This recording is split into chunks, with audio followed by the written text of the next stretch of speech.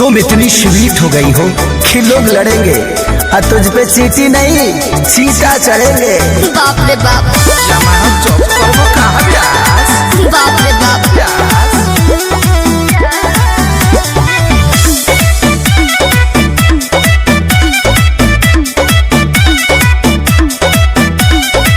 काहे खातिर सुंदर बनले भगवान जी, शरणो छटिया देवे परान जी।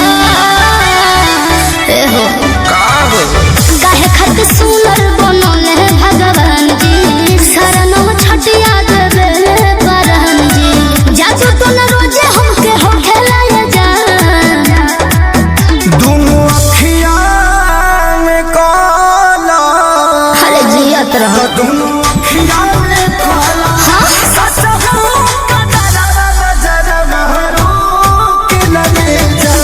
चश्मा पहले